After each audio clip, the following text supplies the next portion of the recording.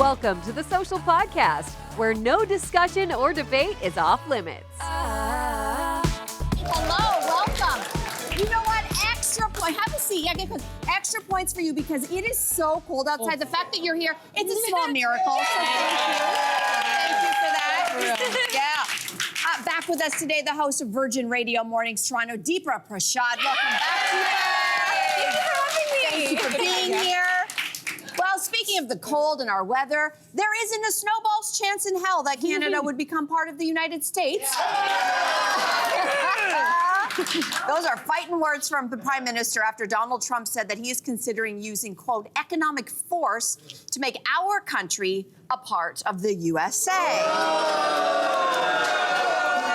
So, yeah, that's the reaction. It's been going on. Now, how do you think that we should be handling this rhetoric here from Donald Trump? Deepa, how are you handling these comments? I just think the entire thing feels like a massive troll job. This is so characteristic of him. And I think the timing of it is very interesting.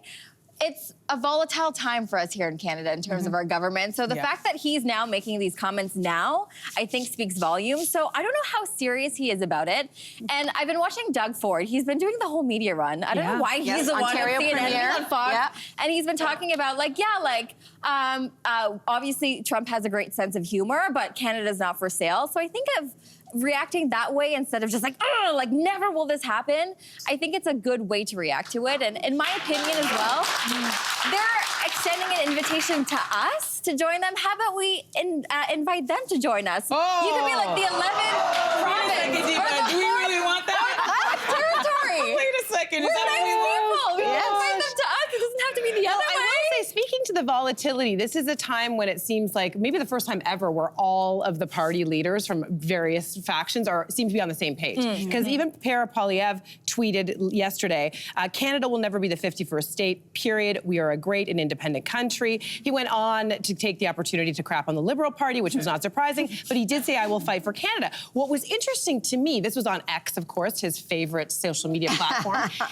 Afterwards, there were comments, and I couldn't help but notice that there were some people being like, don't speak for me. Maybe I want to go to the United States. Which begs the question, will there be a divide in his followership of people? Like, is this going to be splitting some kind of vote on that? Didn't you notice in a lot of those anti-Trudeau parades, whatever you want to call them, and the convoys, there are a lot of people wearing a lot of Trump paraphernalia and walking around with the American flag. So I'm not surprised. Are you guys surprised to hear that? I'm not surprised. No, not really. Those people. It's so interesting. I was watching the news and I saw something very different. Former President Jimmy Carter, who passed away just before the new year at 100 years old, was lying in state yesterday, and a lot of wonderful things were said about him that I really just didn't know about him. He was a president from 77 to 81, and I learned quite a bit about him, which was interesting. Things like he passed major pieces of legislation for environmental protections. He also appointed more Black Americans and 5 times more women than any one of his predecessors, and he was lauded for his calm demeanor and international relations. And then the next headline was Donald Trump and his comment about Canada. And I thought, you know, if I had to write the first line of the eulogy for Donald Trump, I would say, here lies a master manipulator. Oh, yeah.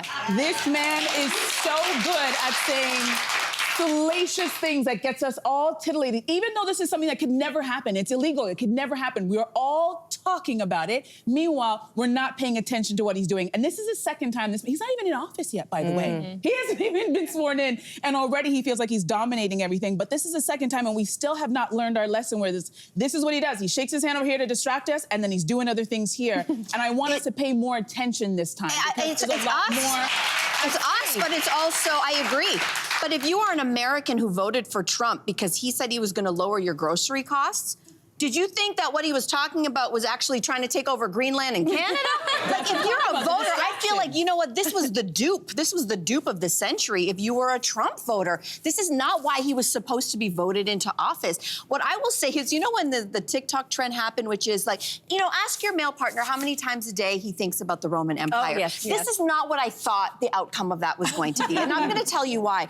To me, we forget Trump's roots. The Trump name became powerful and influential influential because they were real estate tycoons. This is what Trump does. He looks now at countries as, this is real estate that I can grab to become more powerful. Like it's from monopoly? of course, this is his thinking. Of course it's not realistic. Or of is it course just a that is business ridiculous. negotiating tactic? Well, that possibly as well. But, you know, am I scared of this actually happening? No. What I am scared of is this letting us into his intentions, the way he looks at the world. You know, when Putin actually invaded Ukraine, what were the first words that Trump said when he was interviewed? What do you think about this invasion? He said it's genius and it's savvy. Mm-hmm. You were talking about an illegal land grab, a war that goes on to this very second. Mm-hmm. Now, does that mean he's going to do the same thing and send the military off to Greenland and the Panama Canal and Toronto? No, but it makes me still uneasy, if I'm very honest. And for good reason. The January 6th insurrection, he has a history of doing things that it's very dangerous. We can no longer afford to not listen when he makes those threats. And we've learned that. I understand. I think that's why people are feeling a little bit unsettled, because he has proven to be very unpredictable. And yet I do think it is a blustering tactic. It's like, first say that you're going to do this very extreme thing, get people nervous, get people talking about it, and then he's already gone down. He's saying, like, I'm not really going to do this. I'm just going to financially, it's about the tariffs, right? So he's going to start at 25%, which is ridiculous, and then he'll whittle down so that he'll feel like he's actually won something or can show his constituents, like people who voted for him. He's the ultimate disruptor. I'm going to say this, and then I'm doing this. I like we have to stop. Yeah. You know what I wonder, though? If journalists have to stop asking him this question. Like, in a way, stop asking this question. The way that we cover and then him, maybe he will stop even thinking about it, because he does tend to forget lots of things. Anyways, imagine this, okay? Your boyfriend gets down on one knee. Your heart starts to race. And then he asks, will you move in with me? Yes. Not exactly what you were expecting, maybe. And someone wrote to the Toronto Star's advice columnist saying that her boyfriend did this, and his mock proposal totally threw her off. So is it weird to ask something other than a marriage proposal on a bended knee? Yes. I agree. I thought you were very smart, and now it's been confirmed. Thank you, audience. I'll tell you why. Whether you agree with marriage or not, and you're new age or you're traditional, that is a very specific gesture for a very specific thing. And we've all been conditioned to know and believe what that's supposed to mean. And if all goes well, that only happens to you once, and you do it once, and hopefully. But so to me, it's not even just the fact that he did that, and that was such a weird play. It's almost like, do you even take proposals seriously? If she actually agrees to move in with him after this stupid stunt, if he actually proposes in the future, he's already marred a very sacred gesture, or at least one that to her is very special. I agree, and I think I would go further and tell this girl, break up with this man. Oh! Yeah. I said it with my whole chest. This is not, I think when you take something very serious, especially, here's the deal, we don't know the details of how long they've been together, but if this is a woman that's hoping that this relationship turns into marriage, and he pulled this stunt, I'm like, sister, you've seen all you need to see. What you need He's to do not a is serious person. You need to put yourself back on the apps and start swiping, because this is not a person. Not a serious person. A major turn off me. I'm on the same page as you. I think it's fine.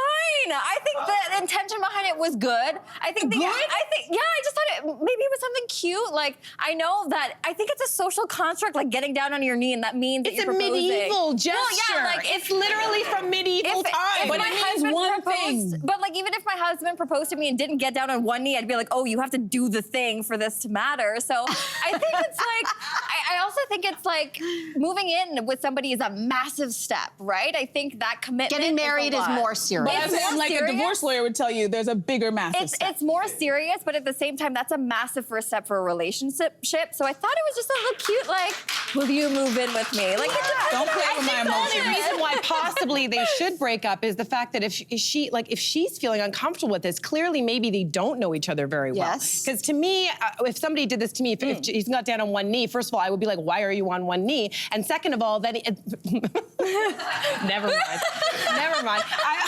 I might be like, okay, and if he asked me to move in with him, to me, again, it's what the subtext would be. I would assume it's because he takes that so seriously. Mm-hmm. He is saying this is a commitment that I'm going to stay with you. Thinking that if he did that, if your husband did that prior to you guys getting married in a public space, and we were all standing there, all of a sudden we saw him get down bending.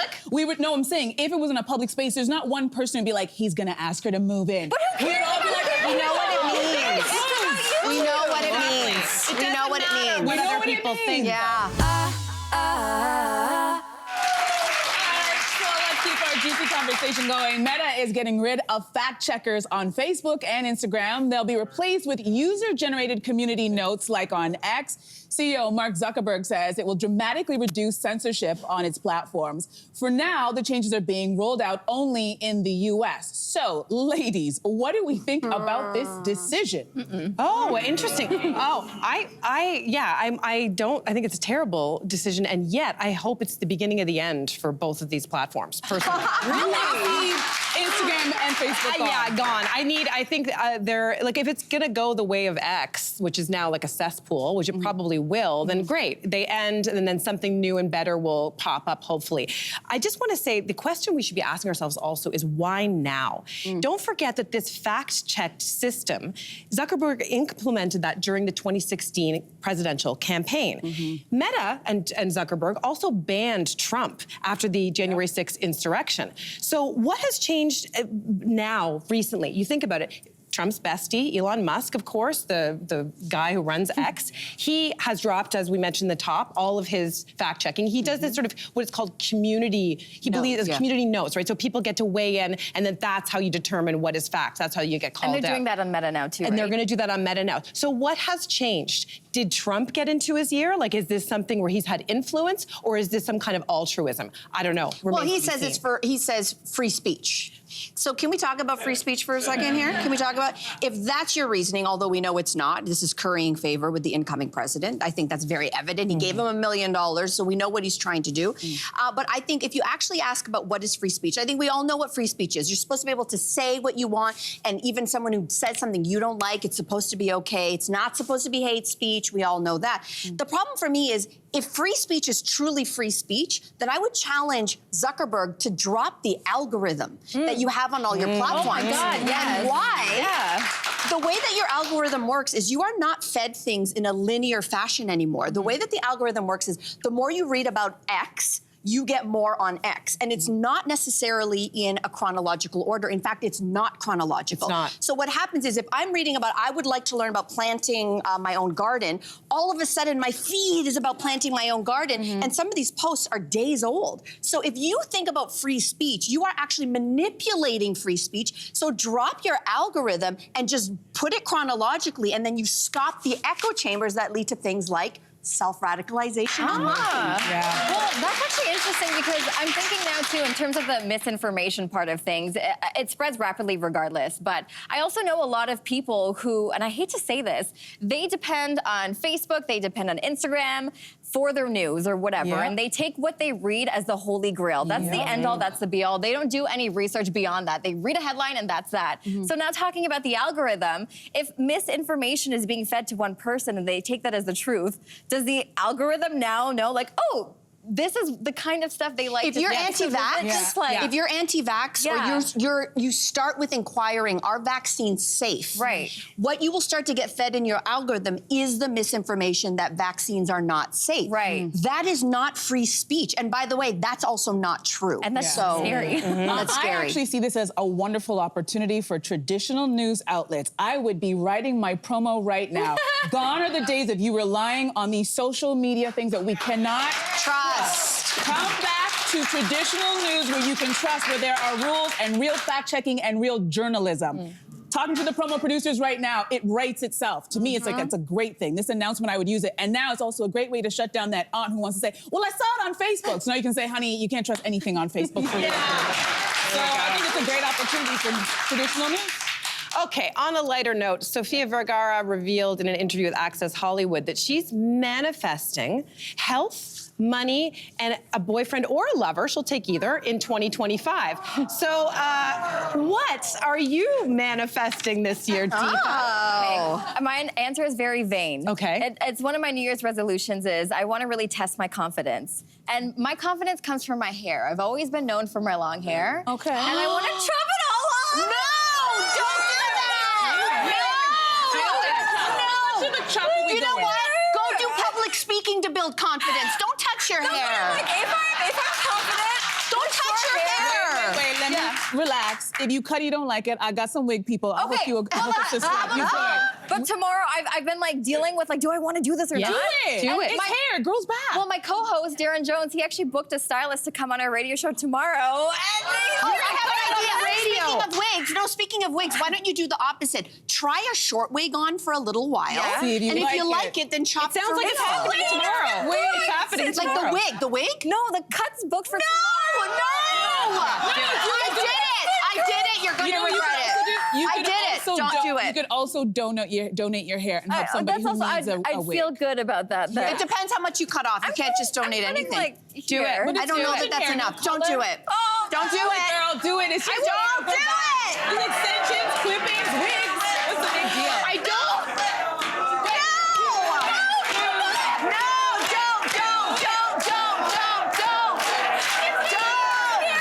All right. She's not cutting off a limb. It's hair, people. Can we also say that I don't think that that's manifesting. Not to be a bummer. Correct. But I don't think that I tried is. to make it work somehow. I like What about that. you, Sid? Are you manifesting? Well, no, the thing is that about manifesting, right? Like I've told you, I've entered my woo-woo weirdo years, and this is stuff that I would never have believed in before. I would be fact-checked about manifesting because this really isn't true. However, I was in the sauna last year. Some of you may have heard this story, and I was actually lying down and I was doing that thing that some people say you should do. You ask the universe to send you an answer of a question that you're pondering or like a life direction. And I walked out of the sauna all sweaty, and this man walked up to me, and he said to me, "Oh, I'd like to help you out with your like inner child. I think you've got some things that I can help you with." And I was like, I know what was happening. But then I eventually asked him what his name was, and his name was Universe. What? So I was like, did I manifest the universe to come and send me itself? Wow. So I'm careful to manifest because Let's do a little police check on Universe first before we start taking his advice. Yeah, I think you should manifest that I would look good with short hair. You that will. might be very You helpful. will. 100%. I'm not wishing that for you. Come on, Mel. I'm manifesting. I read this article about this woman who did not buy any new clothes or shoes or makeup for an entire year, and she saved $10,000. Wow. And I'm trying to manifest saving more money. So Minimalism. Love it. I have enough stuff. If I'm honest with myself, I don't need anything else, and I'm tired of collecting bags of clothes to either sell or give away. So this year, 2025. Oh, I'm saying this on television. I'm going to manifest spending less money on things that I don't need. And Great. clothes That and is shoes and great. makeup. Good, yeah. Yes, I am, manifesting, continuing to grow my podcast, and also what I'm affectionately calling my nursing home prevention program, which is strength training and protein. Yes. There we go. All right, we want to tell you about a new thing called nesting parties. According to the New York Times, they are slowly replacing baby showers in some corners of the world. The idea now is for friends to come together to celebrate an expectant parent by doing chores like building furniture or prepping and freezing meals for them for when baby comes and things like that. So even though the script says, is this appealing, is it even a reasonable ask?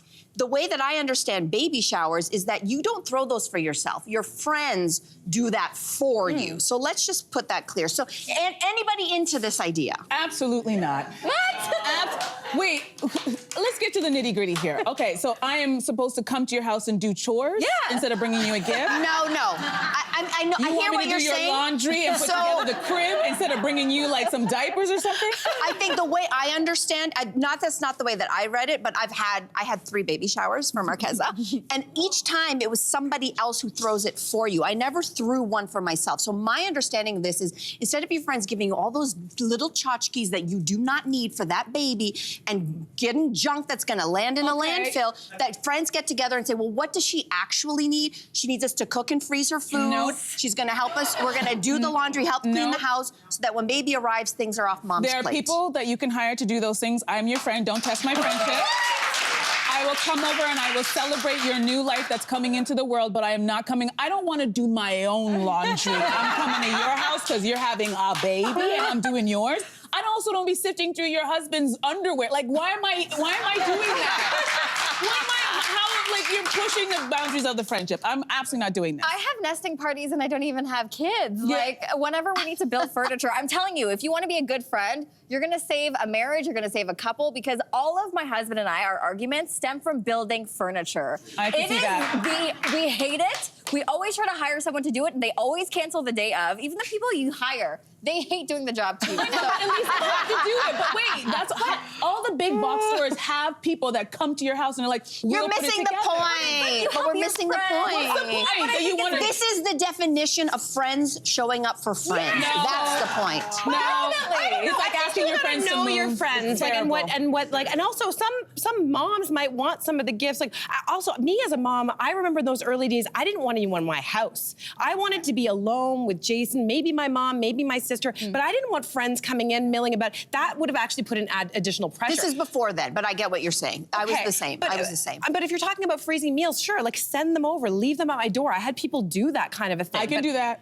And the laundry, why would you do laundry in advance? I mean, the laundry, like if laundry's on offer, But I would Nesty, not you have remember- wanted it. I wouldn't have wanted that. Yeah, listen, I love the idea of this because, again, I think this is not just for your run-of-the-mill friends. These are for your ride or dies who have your back. And we all remember those that when you start to shift, I don't know if this happened to you, but I had a lot of cries, not just because I was hormonal at the end of my pregnancy, but I really was starting to mourn the death and the end of a part of my life that I've always known. And my biggest fear was, what is the quality of my friendships after I have this child, especially for my friends who didn't have kids yet? I actually thought that I was going to a planet and never coming back. The idea of nesting with friends was, we got you, we see you, what do you need? Wait, we and can so ride that was and it. we can die, but we can also not sift and separate. We can But you're forgetting. You're forgetting the point. I get what you're saying, but it's not me asking you, can you do my laundry? It's a friend saying, how can I offer my help? So there's a difference to me. I would have asked anyways. Yeah. It still would have been a hard no. Yeah. Subscribe to the Social Podcast so you don't miss a fiery debate. Until next time, socialites.